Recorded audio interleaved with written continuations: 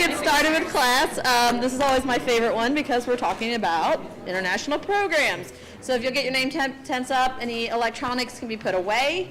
As a reminder, you need an advising appointment for registration. Quite a few of you got an email from me yesterday reminding you that you need to do this, so please get that taken care of.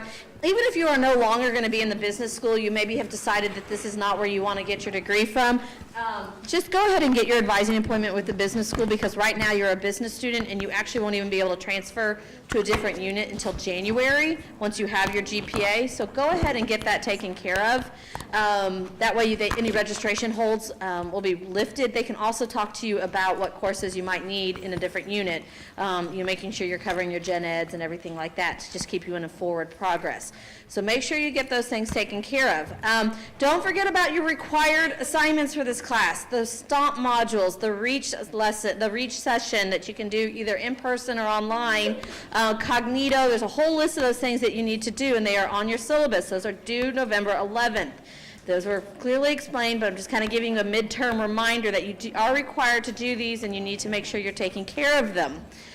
Reminder, all assignments are due by November 11th, and there's a cutoff time. I'm not sure if it's right after this class or if it's 4 p.m. It said so in the syllabus. If you're 2 minutes after that, you're not going to get credit for the assignment. So make sure you're getting these done now. You don't want to be taking this class a second time. You don't want to be in a position where you are having to do all of it in the last minute, because it's not going to be a great couple days if you do. Some of those things, like the STOMP modules, take a while to do. Also, don't forget about the Alcohol EDU and Haven. That is not a requirement for this class, but it is a requirement to be able to register for your classes for next semester. Okay, a couple questions about the Portland thing. Sorry, the Sign Up Genius does not recognize the JCPS calendar, so I apologize for the people who there were some issues with that. Also, there is no late night Portland. So if you go into something and it says 9:45 p.m. or you think you signed up for something, there is nothing at Portland that late. There's really nothing past like 5 o'clock through this class. There may be other things, other initiatives like a trunk or treat or something like that down the road, but those are nothing through this class. So if you are signed up and the time looks odd, just let me know and we'll get you signed up for a different date and time. Also, JCPS, because we have this problem, they don't have class or school on November 7th and 8th. I don't think anybody has signed up for those dates, but just in case if you are and that sounds familiar to you, let's get you signed up for a different session so that we can get that taken care of. If you did go Monday and Tuesday and you signed up for the Elevate Portland, go ahead and pick another date and go for another event, please. And then if you're coming in excessively late for your events for this class, you are not going to get credit for them. So don't come in 20 minutes late or 25 minutes late for something and expect to be able to sign in and get credit.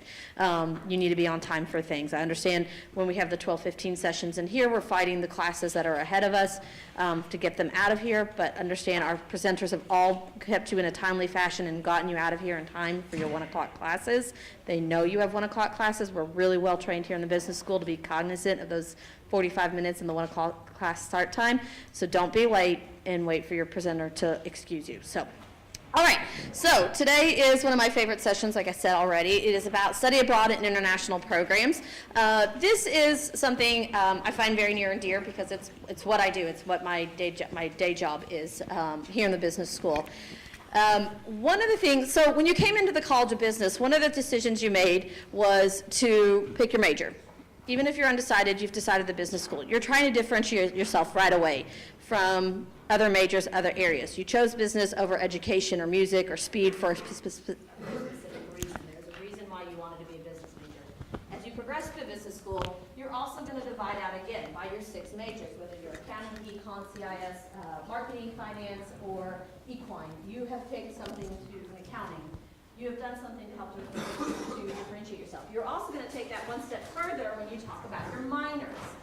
There are a ton of minors in the business school. There are also a ton outside the business school.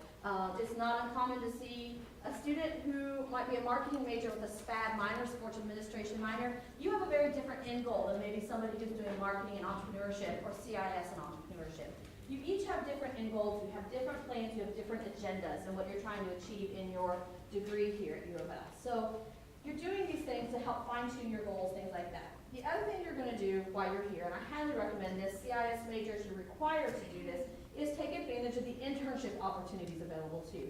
There's no better way to find out what you like in an industry, and there's no better way to find out what you don't like in industry than to do an internship. I have lots of students who are like, I was going to do this, I was so excited, this is my goal, this is my plan, and they get into it and they hate it. And it's a lot better to find out you don't like something on the onset before you have a signed contract and you're committed to that position for 1, 2, maybe 3 years. For whatever reason, you might be committed long term. So be aware of these opportunities. I will tell you, the thing that's going to set you apart the most of anything you can do at the University of Louisville, whether you're a business major or you transfer outside of the business school, is to participate in an international program. Only 3% of Americans do this for longer than a summer. Only less than 10% are doing it if you include the summer people. When you are a person competing for a job, for every one position out there, on average, 125 to 150 resumes for one position. So when you're trying to be competitive, when you are trying to stand out, when you are trying to look different, because what you're going to do first is look different on paper. You've got to have something that makes you look different, and I'm going to tell you that the study abroad is what it's going to be. I'm also going to tell you the reason is because it's interesting, it's exciting, it's fun to talk about. A lot of people who are hiring you at this point are people my age, and they're going to tell you their number one regret in college is that they didn't study abroad, that they didn't take advantage of these opportunities, and you are really smart to do that, and what a great advantage that you have in doing that. They're also going to be interested in you because of what you did. Where did you go? Tell me about your experiences. This is really cool. This is something that you're going to hear about time and time again because people want to know about it. When you go into interviews, you're going to be asked quite a bit about behavioral questions. Behavioral questions are questions like, tell me about a time when you were uncomfortable and how you handled that. Tell me about a time when you had to work with people who didn't think like you and how did you handle that? Tell me about a time you failed and how did you succeed from that situation? Trust me, study abroad will put you in each of those scenarios. I failed. I needed to be class on Monday morning and I missed my train in a country where I don't speak the language, where I didn't know where I was and I'd taken the wrong train to begin with. You will have great stories to tell and great things to share. Now, with study abroad, what is the international language of business? We discussed this a few weeks ago, see if you remember. English. English, thank you. Appreciate you remembering that. Okay, so the international language of business is English. I will also point out to you, right now, there are more people in China learning English than there are native English speakers in the world. So think about that in terms of how the future of industry is going to look like for you. There are more people right now who are learning English in China, China who is buying up pretty much all the major industries, all the big name brands, all the name brands with quality associated with them.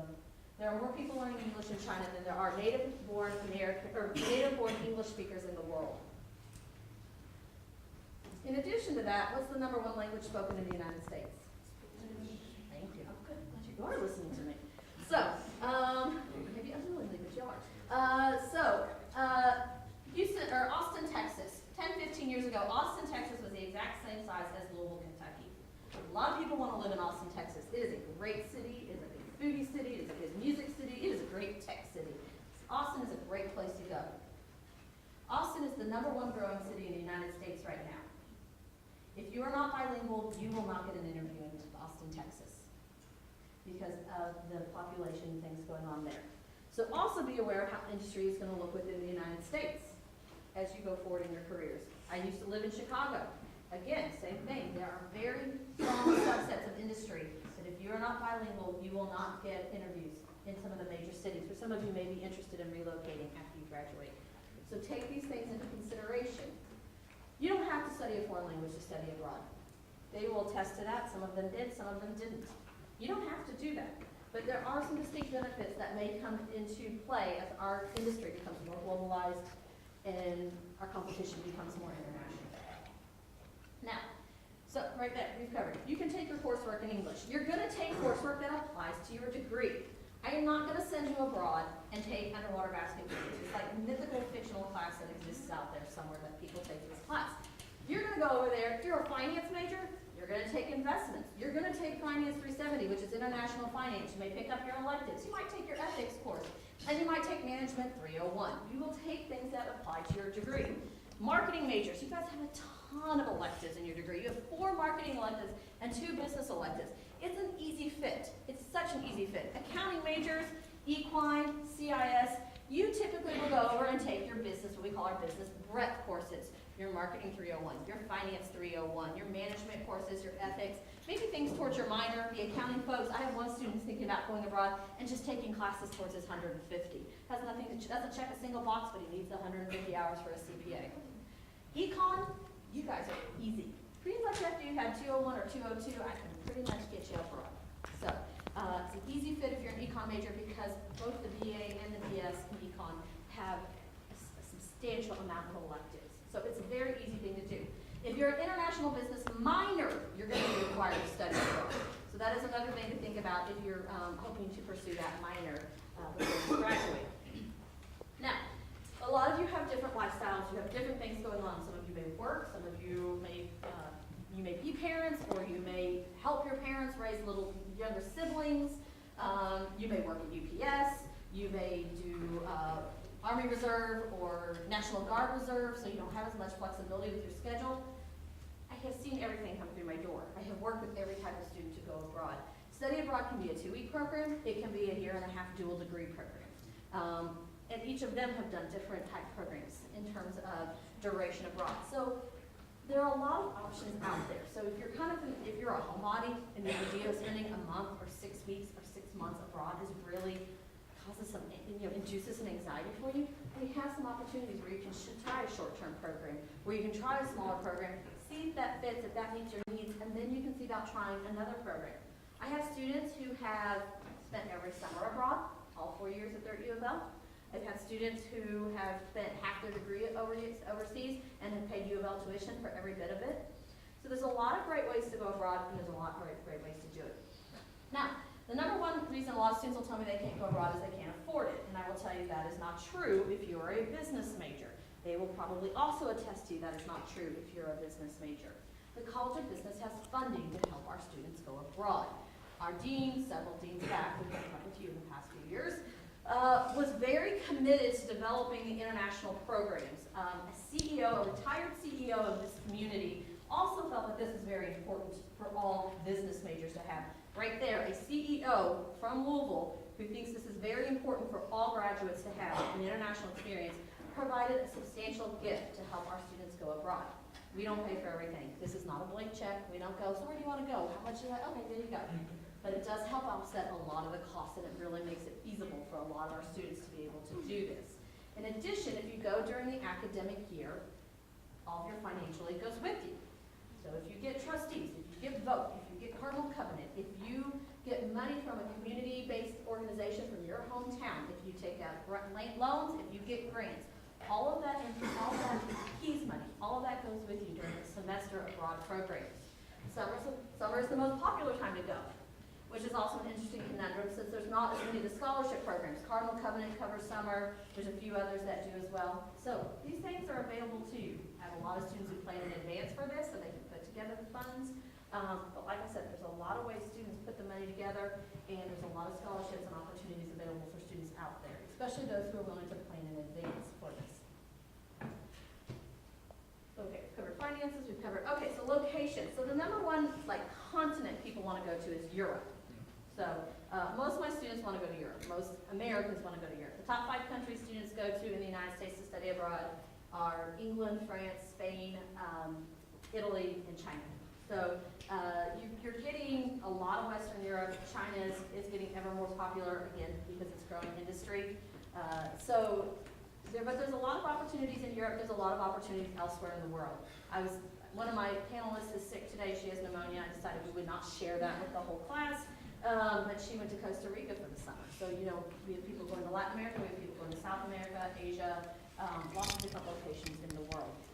So, I am going to now turn this over to my panelists. I have, like I said, 4 students up here. They're going to talk about their experiences. This is a great time for you all to be asking your questions. I will continue to lob questions at them, but it's a better opportunity for you to ask about what you want to know about specifically, so that you're getting your questions asked in advance. After this class, in your Blackboard will populate information sheet about study abroad. So I sent it out this morning, but it will not populate for you all until 12:30. And it's a basic beginning sheet about how to plan and prepare for study abroad. And we'll talk a little more about that towards the end of class too. So what I'm going to have you guys start with is introducing yourself, your name, your major, minors, minors, where you went abroad, and how long you went abroad. So I guess I'm starting. My name is Janita, and I'm a senior. I studied abroad for a year in Germany, and my major is marketing with a minor international business, and I was just told I might have a management minor as well because of the classes I took in Germany. All right, so my name's Cariana. I'm a senior. I am a French major, a marketing major, and an international business minor. I went to France, Bordeaux, France, for 5 months, so a semester. My name is Sarah Pavlovsky. I'm a junior, and I am an accounting major with an international business minor, and I went to Florence, Italy for 6 weeks this past summer. My name is Rashawn. I'm an accounting senior with a marketing minor. I went to Torino, Italy this past summer for 5 weeks, and it was really fun. Yeah, I will give you guys the opportunity first. Again, better to ask your questions than mine. Here's some more. Oh, got a voice. Eric, I'll let you go first. Alphabetical. It's just alphabetical. Okay.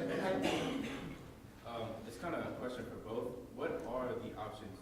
Because you said a lot more of Europe, but I wanted to go other places. Are those?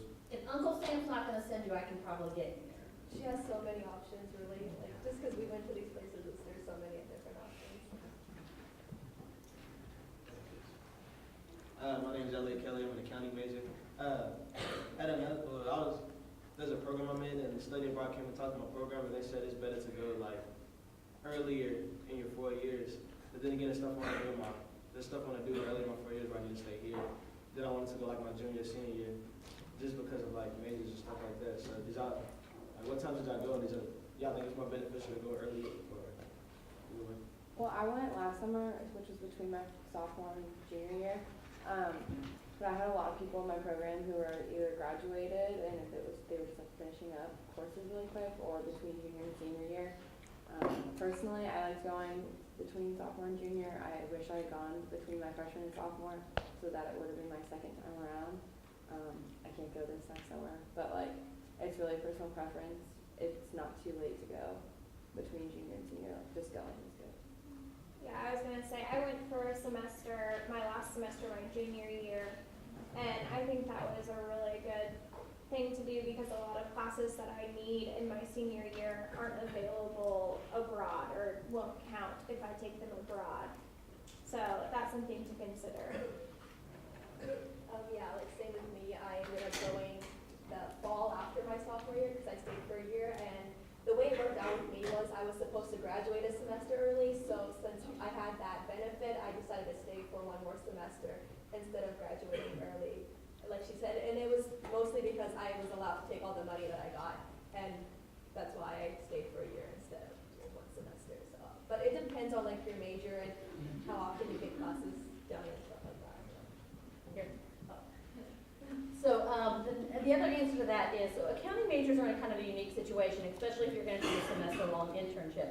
So I have some accounting majors who will go early as second semester of their sophomore year or their second year in school, and then I'll have some that'll go fall of their senior year because they want to do internships, so they're trying to get certain ducks in a row, so to speak. It's really about planning and looking at different opportunities. I will tell you, the students who go abroad in the business school are also very active, involved, and engaged in campus. So, I mean, I have fraternity presidents who go abroad. I have student council, like the student government council I had one student who was elected president of the business school student government while he was abroad, came back and assumed those responsibilities in the fall. I had a student elected president of his fraternity while he was abroad, came back in January, assumed those responsibilities. The students who go abroad are very actively engaged in campus. They're athletes, they're RAs, they're Greek, they're on SAB, they're really involved with their churches. I mean, we have people who are really involved in different things. Each of you has a different end goal, whether it's internships with accounting, internships with CIS, different marketing opportunities that you may have available to you. So these are things that I take into consideration when I help a student try to find the best time to go abroad.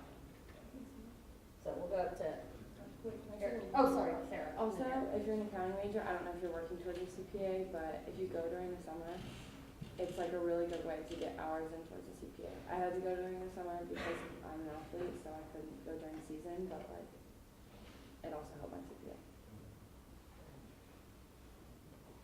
Thank you all for coming. I was just wondering if you could talk about some of the challenges you faced studying abroad and how you overcame those.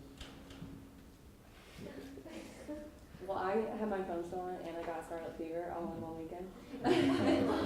So, no, like, honestly. So, like, I was not in Florence. I was studying in Florence and I wasn't in Florence when that happened. So I was on a trip. So, like, obviously that was a big challenge. And, the best thing is like communicating with like either your program advisors or like whoever's in charge there.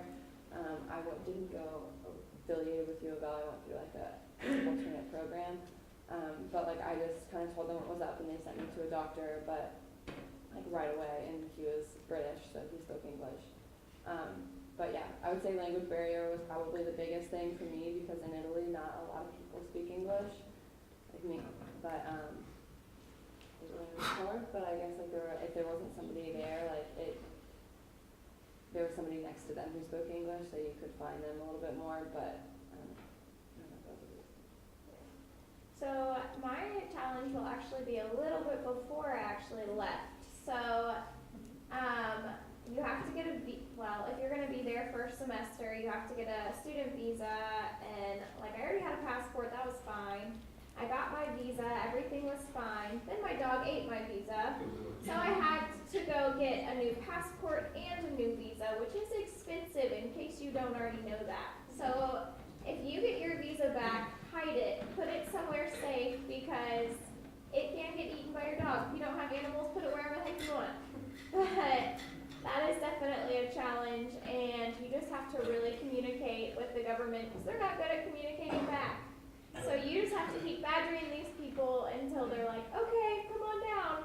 And you're like, okay, because you have to go all the way to Chicago to get your visa. You don't have an option. You can't just send in your stuff unless you're like a business professional. But I'm not, so that's how that works. I guess a challenge that I had abroad was, I guess, traveling.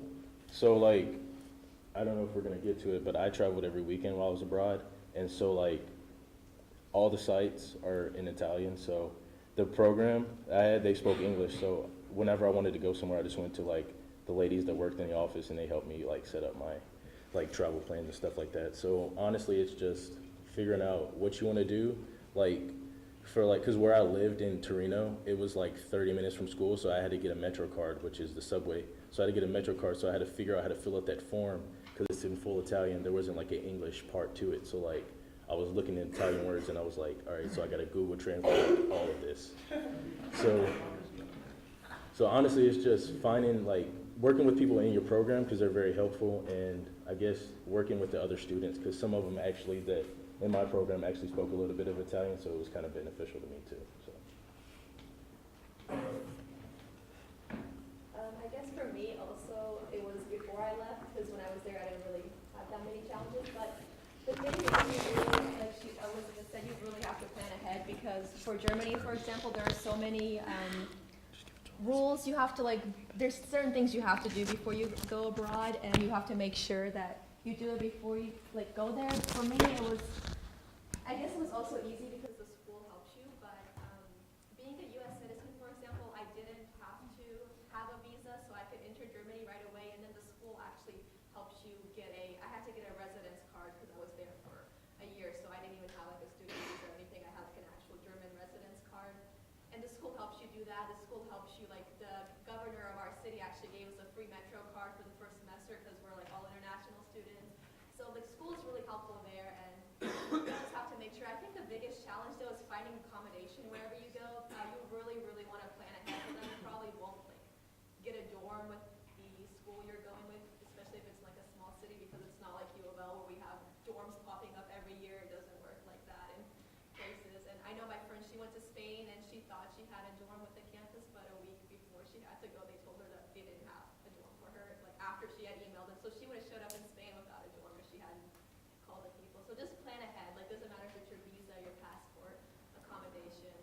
really want to look into it in the program you're doing it. Your hand's down to April, so she can do a quick intro. So, majors, minors, where you went, how long you went.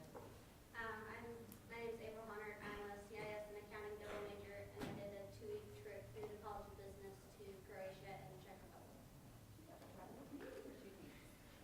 Which was a lot of fun. Yeah. Okay, so you've had your hand up for a while. So things are kind of crazy in Europe right now. For those of you who went to Europe, did you guys feel safe or? Carrie was there during Brussels. Yeah, I was there during a lot of stuff.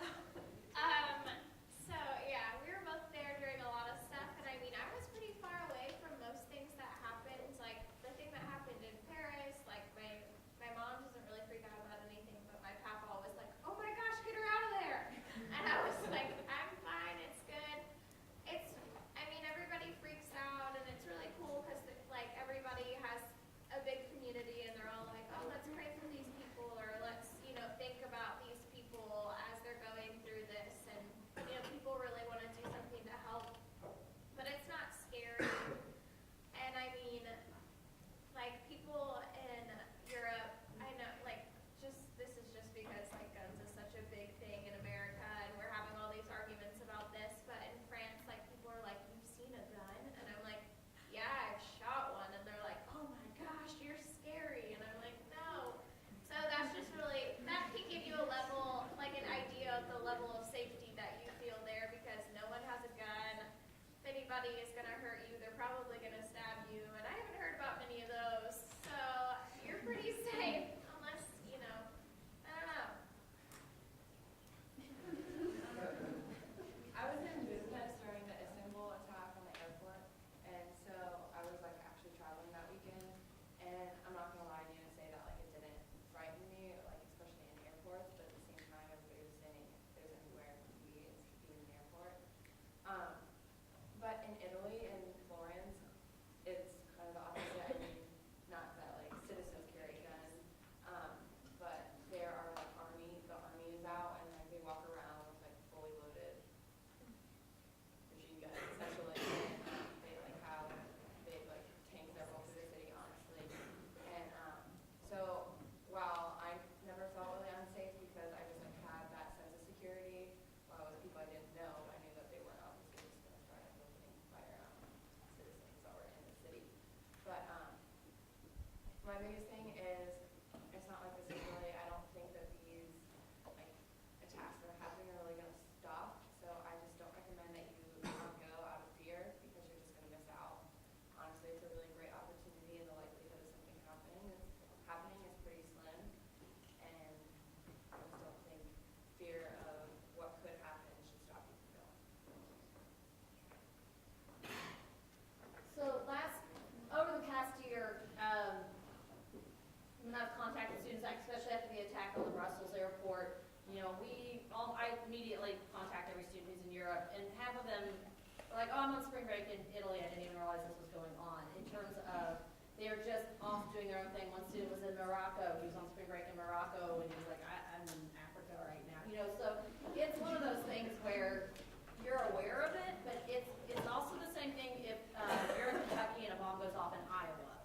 You're not right next necessarily always near where it happened. The other thing is, a couple summers ago, I had 2 young women getting ready to go study abroad in Austria, and they were going to a very tiny town in Austria, like small, remote town in Austria, and they're very concerned about safety, and they're asking questions. One of my exchange students was in the audience for this particular panel, and he goes, "I just need to let you know, where I'm from, if somebody was held up at gunpoint, it would be national news, not a weekly email from the Prague."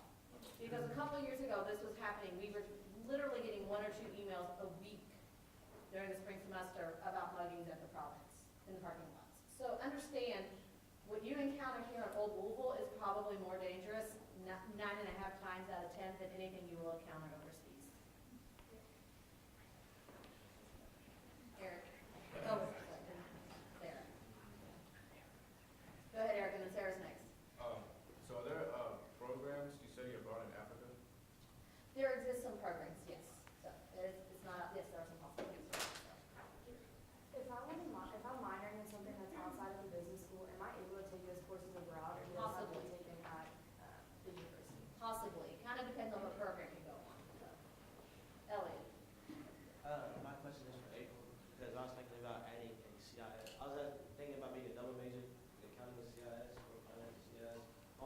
say as compliments here. We're not gonna have that conversation here, sorry, this is study abroad. Okay, I have another question. Okay. You all can have that conversation outside of class. Because, like, during the school year, because my scholarship is only gonna cover during the fall and spring, do you have to go for an entire semester, or are there programs that are shorter? Typically, yes. So for business programs, yes. I have a lot of students who go abroad in the summer, their scholarships don't go, they still go in the summer because that's what fits best with their schedule.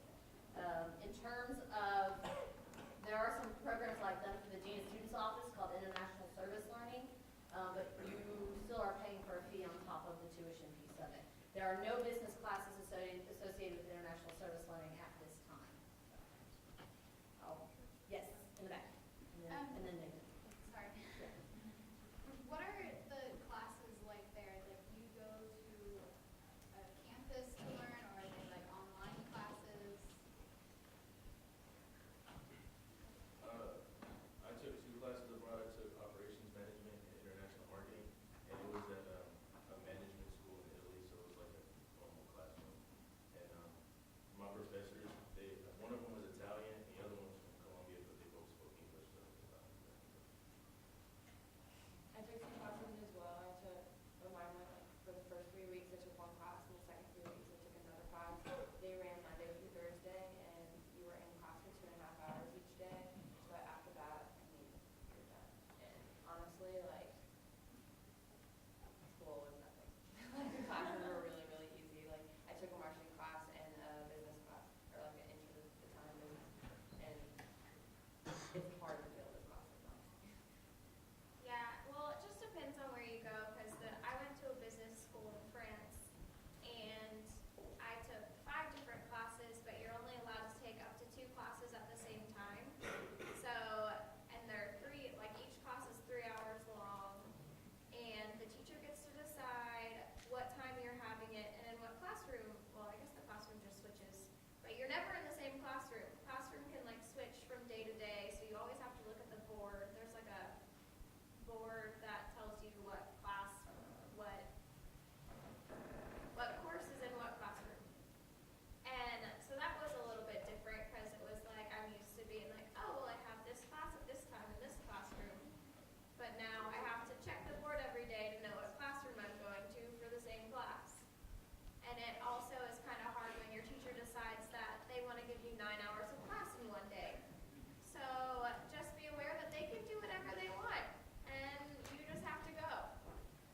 Or not go. I guess you don't have to, but it's a good idea if you want your grade. I guess I had a different situation.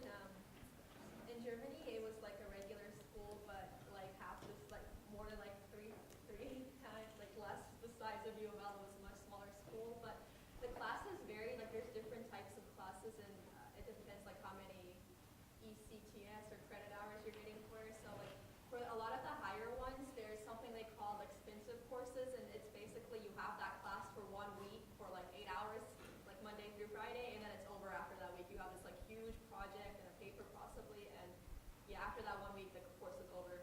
And then there's classes that they have for like 50 minutes to an hour and 30 minutes, and like the hour and 30-minute classes are usually twice a week, and then the 50-minute classes you'll have like once a week. And that's only because they're worth like a little bit of credit hours. So I had 5 classes both semesters I was there, but I made sure to take a bunch of ones that are worth a lot of hours, because I didn't want to be like the other exchange students there that were taking like 9 exams at the end of the semester, because they had to get like, you have to get, so yeah, you need 12 credit hours to be a full-time student, and that means in Germany, you need double the amount in Germany, so you would have to take 24 in Germany for it to equal 12 U of L credit hours to not have to pay back any money you got, or just to be considered a full-time student. So you have to pay attention to all that stuff. But yeah, the classes there were a joke. I say it's because I speak fluent English, and the rest of the students were like from Korea and Spain and stuff like that. So for me, it was really easy, but I spoke English, so I didn't have to really try that hard. Don't let that be your motto. I know some people like go abroad and fail at class, so don't listen to them. All right, so, okay, and this is for whoever feels compelled to answer, it could be open. But, what would you say were your, like, favorite parts of your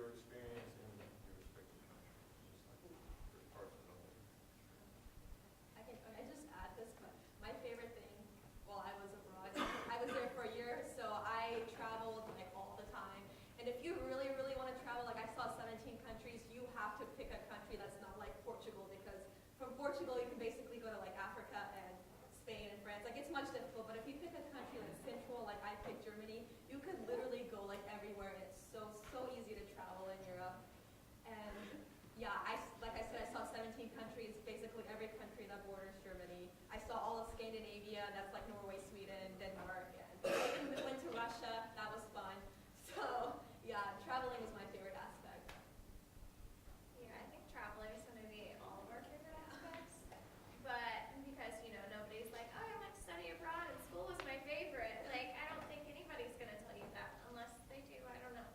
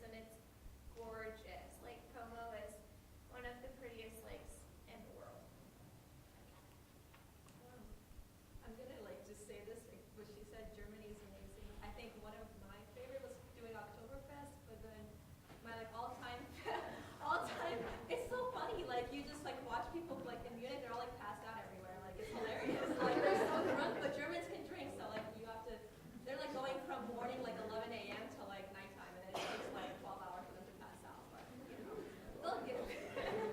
Now my favorite experience, it didn't have to do with travel, and I mentioned that like I went to Russia, but I took a cruise actually, so the second semester, the school gave us a week off for some holiday, I'm not sure what it is, but I took a cruise, and the cruise started in Stockholm, Sweden, and ended up going to Estonia, and I know like most of you are like, why would I ever go to Estonia? Well, that actually probably ended up being the most surprising country that I ever went to, because the capital, like Tallinn, Estonia, is so beautiful, and everything is so cheap.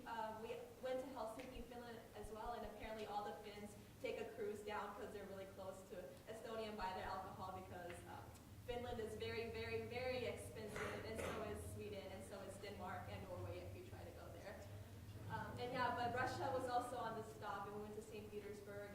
I know you guys are probably thinking like, oh, that's scary, but actually the cruise ship, yeah, they made sure that we were like really safe, and there were a lot of Americans on this cruise, because they all were like, oh, you get into Russia without a visa for like 72 hours, so we're all really excited about that. And then yeah, the cruise ended up back in Stockholm again, so that was like the most amazing week I had. And like I said, I mean, I know there were a lot of Americans, but there were also a lot of Asians on this cruise, and a lot of like Mexicans too, so it's really fun like meeting new people. People you're like rooming with on the cruise was also really interesting. The cruise has like a party, like floor you can party, there's like 6 floors and places you can eat, so it was really cool. It's not uncommon when you're in France and Germany to see people having a drink at your breakfast. I mean, literally walking down the street and they're having pastries and wine for breakfast. In Germany, they sold beer in the school. Just saying, like after the exams, you see Germans drinking beer because they're so happy to do that. Drinking culture is very different in America than the rest of the world. Yeah. You know, it's just very different. The attitudes, it's not something you giggle about because it's something you're introduced at a very young age. So here it's like, drinking, you know, Oktoberfest. It's not a big deal. It isn't. So, Rachel, you've had drinking though. What's the food like in each country? I just want to hear about the food. I like food. Well, in Germany, they like a lot of sausages. So if you like sausage, go to Germany. And yeah, I mean, their food is really, really. I like German food, but I guess it just depends where you go. Okay, I'm seconding that. I love German food, but I love meat. So if you love meat, you love Germany. It's awesome. But France, definitely, you know, they're snooty about their food in France. Like you go to a restaurant and you're like, oh, what's good? They're like, everything's good. It's French. And you're like, okay, I'm sorry. When it's something that would pair well with my wine, whatever. But everything in France is very heavily creamy. So it's a lot of cream, a lot of butter, not very many spices. And I love spicy food. So that was actually kind of surprising to me because I was like, I like my food better. And they were like, what's wrong with you? I was like, sorry. But other than that, French food's pretty good. I would say in Italy, like, if you like bread and like pasta and pizza, you're in the right place. Lots of pastas, like lots and lots of pastas. While they're all amazing, like it's never ending pasta. And kind of like she said, they're pretty picky like about their food. Like if you go into a restaurant, you order something, they expect you to eat the whole meal. They don't expect you to not finish it. If you don't finish it, they're coming up to you like, what didn't you like? Why didn't you like it? What's wrong with the meal? Like, and if you ask for salt, don't ask for salt. They're like, I didn't put salt on it for a reason, sort of thing. But the food was amazing. If you're a salad person, don't go to Italy. They do not have fruit or vegetables. I just remember getting home and like meringue or strawberries was all I wanted. But another weird thing is you pay for water. You can't get free water.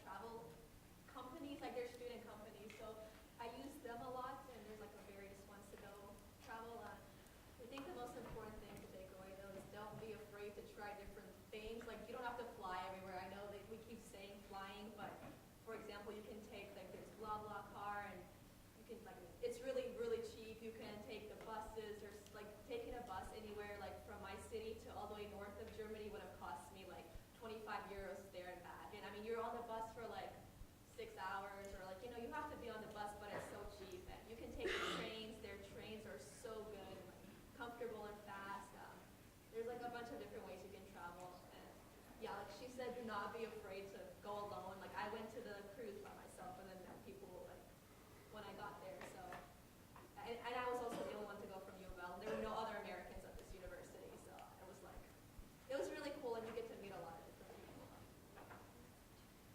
So for instance, next semester, I have 5 students going to Sevilla, Spain together, but I have 1 person going to France by herself. So it's hit or miss on every program whether or not you have people going with you. The guy I mentioned earlier who came back and was student council president in the business school, he decided he wanted to go abroad. He decided he didn't want to go by himself. So he started talking about it with all his fraternity brothers here in the business school. He's talking about it with all the people he knew we were majors. And he just started talking about it. The next week, 10 different people came to get an appointment with me. Most of them didn't know why originally. 6 of them went. Because he didn't want to travel by himself, and he wanted his friends to go with him.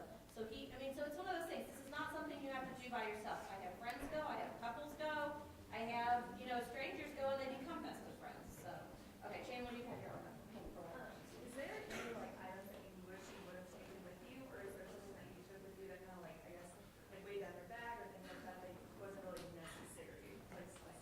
And even the Italy people too. 'Cause Wait, I'll go first because I screwed up big time.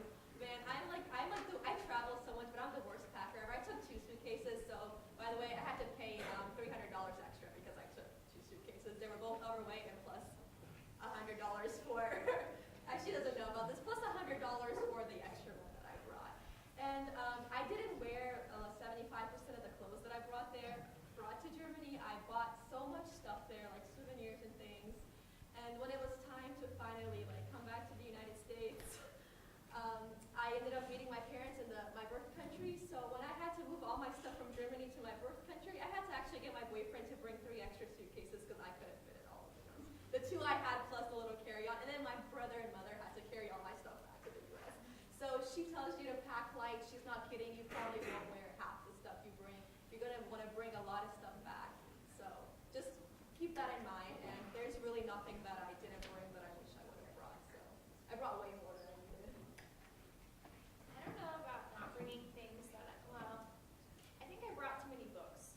I know that sounds weird, but I really like reading. And my carry-on was too heavy, like 10 pounds too heavy. And they don't weigh your carry-on when you leave America, because nobody cares how heavy your carry-on is here. But if you're in France and you're coming back home and they weigh your carry-on, they're like, oh, that's supposed to cost you another 100 euros. And I was like, what? But the lady was super nice and waived it, but I don't think that would work every time. So be careful about how much your carry-on weighs. I had 1 suitcase and backpack. I knew that I was going to be doing a lot while I was there, so that's kind of what I planned for. As far as traveling in Italy, I don't know when you're going, but just the seasons, because I went in summer and the first 3 weeks were beautiful, like jeans and like sweatshirt, like this kind of weather, but second 3 weeks heat wave hit like no other. And they don't have air conditioning in most places in Europe. That is something to recognize as well, is if you don't like the heat, don't go somewhere hot because they can't fix it. Budapest, I was miserable the whole weekend. I mean, it was super fun and loved it, but it was so hot that, my roommate almost threw up. So, just know where you're going. As far as bringing something that I wish is make sure if you do plan on doing travel on the weekends, you bring a small bag because you can't bring a big bag. When they're strict about their carry-on, they're strict about their carry-on. They measure it when you get it into the plane, and if it doesn't fit, then it's not coming. But yeah, you're gonna buy a lot, so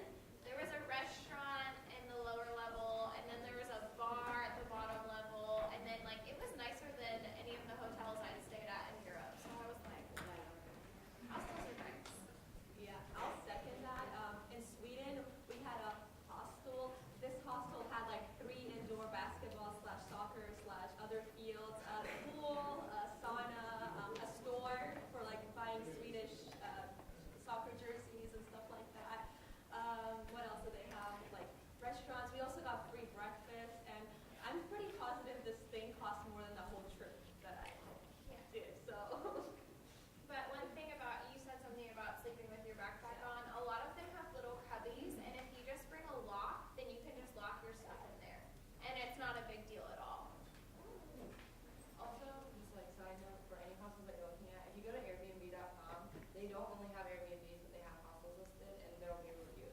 I mean, like, it'll say, this is really clean, this is really dirty, felt safe, felt unsafe, where the area is in, like, it's a good location. I mean, like, anything you want to know about the hostel, something's written in it, so. And if you're not into hostels, Airbnbs are also a great choice. They're super cheap as well.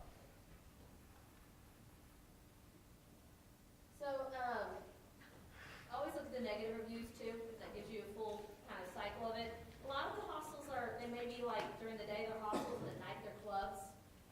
They will organize events in the city, they'll organize pub crawls, they'll organize a lot of things. So really they're a great place for a lot of students and to meet international people to kind of convene. So, okay, Lillian, you've been waiting a long time for your question. Okay, so I was just wondering if you guys did any safety preparation, because I know Europe is different from Latin America, but I know Latin America, then some parts are really sketchy. So I was just wondering if you guys did it for Europe. I got one of them RFID blocker wallets because I heard that like in Europe they scan your pocket for your credit card information. So I got one of them RFID blockers, and I also put like like the twisty ties on like bread. I put that on my suitcase, and I didn't have any pictures of anything on my suitcase. What, like, college of business, if you want to requires you to get something called INEX before you leave, which is essentially like insurance for travel insurance. So, like, if there were an attack or something to say that you would have like immediate access to get out of the country, so that you would kind of postpone. And that also goes for lost luggage. They cover you for that, and so I mean that was really the only like safety prep that I did. But I mean, being aware of your surroundings, because particularly in Italy, like never did I feel unsafe, like someone was gonna like, attack me. But I mean, pickpocketers are everywhere, and so I started looking out there, and that's my fault. Like I left it on the counter and it turned around, so it was obviously gonna happen. But just like carrying your bag in the front, like always holding on to where the zipper closes, having a zipper on a bag, just things like that, like knowing where you're going and kind of the general stigma that's around it, and just preparing for that. Okay, Emily, you had a question? I had a cousin who studied abroad in Germany, and I think whenever she traveled, she said she did couch surfing. Did any of you all do that, and is it sketchy? I know about that, but I didn't do it. I don't know. I just always like stayed in a hotel. Or One of my friends did it, but he was a guy. I don't know if that makes a difference to you. I don't know. It just scares me as a person in general. I've always thought it was scary, but like I don't know. Yeah, like I think it's scary. He did it once and he was like, yeah, it's fine. And sometimes you have to pay and sometimes it's free. You stay Like on there's someone's couch. literally a site about couch surfing and they'll let you stay on their couch. And sometimes you pay, sometimes you don't, sometimes you let they come stay with you, and then you let them come stay, like.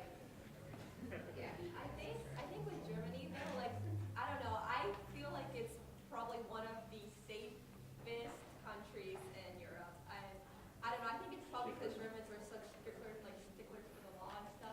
But like I never actually worried about pickpocketing. Like I'm not saying it's not gonna happen, but like it's more likely to happen in Spain and it's more likely to happen in Italy than it will in Germany. Like my friend had his wallet stolen and his wallet got mailed to his home address because people do that in Germany apparently. Like they don't steal your stuff, they send it to your address. So I don't know, like even the Spanish would say the same thing. Like they felt more comfortable leaving their phones on the table in Germany, and they're like, we could never do this in Spain, like it would get stolen. Like I don't know. So I feel like couch surfing would be a little like I don't know, people are just honest, I guess. So couch surfing is something I'm not really crazy about students doing, but many have done it, so it's not, so There is I've one- never had a student do it. Elizabeth makes you do something. This is a safety thing though. If you travel a lot, like I did, she makes you register with STEP, which is like a U.S. State Department. like site, and it's basically the state knows, like the country knows where you are. So I would always get like alerts if something was happening where I was going, and it's really like if you're going to be traveling a lot, like the U.S. government knows where you are, so they can also get you out. Okay, Elizabeth. Especially for you, because you said you got sick and you had to go to the doctors.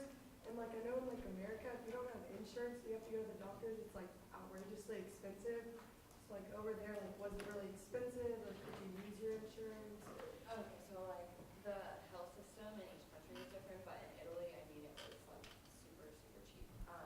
Drugs there in general are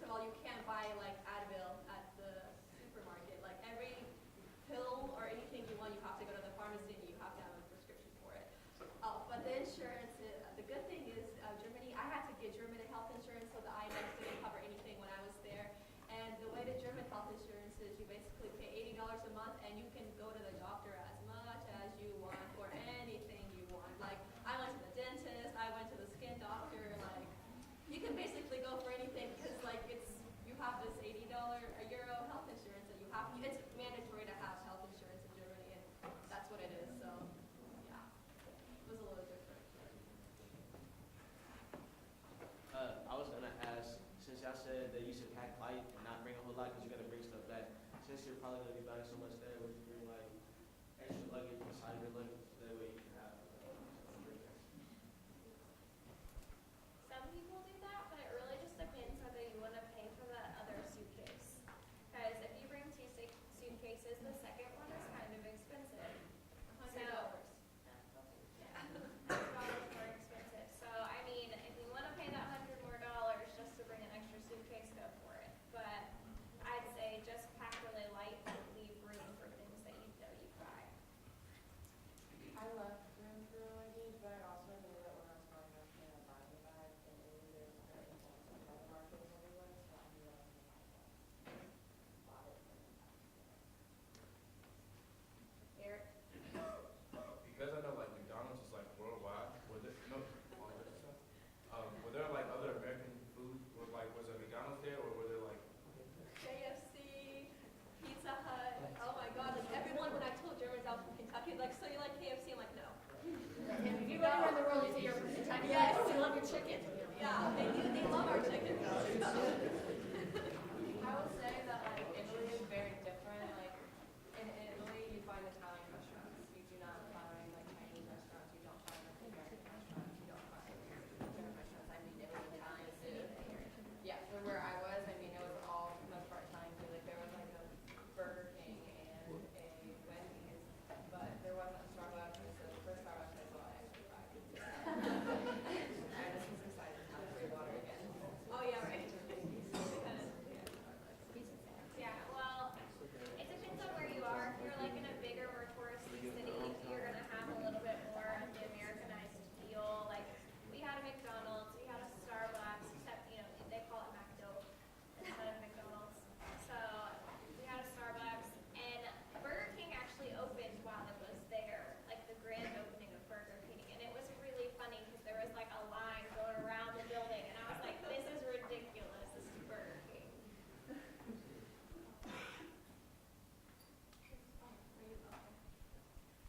Go ahead, Rachel. So like, I know that in Dubai they don't have Chick-fil-A, do they have it in like the countries you're in? No. No, Chick-fil-A is only American. I don't think that exists in Europe. It's not international. so when you were talking about the health insurance thing, does it like cover allergy prescriptions? Because some people have very severe So allergies. if you go abroad, we'll talk very in depth about your medical needs before you go. Like the insurance stuff is covered. It's a lot of stuff goes into going abroad. This isn't okay. You're all ready to go. This is just basic information that really you need to focus on, like what the experience is like. We cover all those things in the one-on-one appointments and the pre-departure orientation and all the things that we do. Okay, so I'm going to turn on this so if you guys want to move so you don't get blinded. Okay, so a couple things that have come up in the conversation that I want to talk about is so about the fast food and all that kind of stuff. So when you think about globalization, you think about the changing that's happening in society in America, things like that. So my neighbor here in Louisville, who lives next door to me, he just moved from Shanghai. He's lived there for 3 years. His job with Papa John's is to go into foreign countries and establish Papa John's there. So I walked off a train station in Beijing, China. I've been out at another city, they call it a small city of 10 million. I walk in from Beijing on the platform, and the first thing I see is Papa John's. He is now traveling frequently between Poland and Brazil, trying to get Papa John's established in those countries. This is a corporation that was established right here in Louisville, Kentucky. So if you don't think globalization is going to impact you in your careers, it will. KFC, right here in Louisville, you will find it worldwide. It doesn't always look like our KFC, but it is always there. Yum Brands, people like their spirits, not just here in the United States, they like them worldwide. Brown Foreman is right here in Louisville. So understand, industry is everywhere. You may think, well, I'm going to finish college and I'm going to go home and work for like my mom and pop business or something like that. Well, that's great. Where is your industry coming from? Where's your product being manufactured? I have a lot of friends who are VPs in areas like HR, and they spend many, many weeks in India because they do a lot of manufacturing in India. When I went to China for work, I sat next to an engineer on the plane. He goes, oh yeah, I have to go check the plants every other month. So he goes to China. These are things that are going to happen in your careers. That's why having these experiences in undergraduate are really helpful for you when you go up to the next level. All right. So if you go to the College of Business website, you click Global Study, you'll get here to the business website.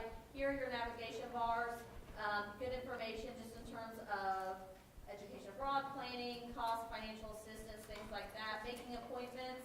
Our partner schools, these are the schools that we have where you pay U of L tuition when you attend these schools. And this is a really affordable way to go abroad. So these are where we have exchange programs, but we have lots of students who go to school outside of these areas, so don't feel like this is what you're restricted to by any means. And then if you come back to this main page, the blog is a great thing. I'm going to pull that up in a minute. We do have a dual degree program, 5 semesters at U of L, 3 semesters in Germany. You get a degree from both institutions. You take your coursework in English. This is a great opportunity, particularly if you're very invested in the idea of doing international business. That is available for marketing and finance majors. This is the blog. Like I said, this is great. This is actually very enjoyable, good reading. But I mean, students take it. You can read about all the students who presented up here. You can read about their experiences because they've all presented. But you can. So there's Oktoberfest. Speaking of, so you can. Those are my students who are in Prague right now. So you can go through, read about different student experiences. You can go month by month. You can scroll down, or if you want to know about a specific country, you can just type in here. Or if you know somebody like older brother or sister who went to school here and they went abroad, you can do their name. So you can read about different countries, things like that. I am your person in the business school. If you want to go abroad, I am the person you meet with. You have something that, like I said, is going to populate on your blackboard at 12:30. It's global at global.edu. The email address, you send me your schedule. I will set up one-on-one appointments and start talking with you about your study abroad, about making things work. The other thing is we are working on building up our social media presence with the business cards. So on that sheet is also information about our social media. Between now and next Thursday, I have 3 gift bags of people who join our social media accounts between now and then. So what you want to do is go start joining those things.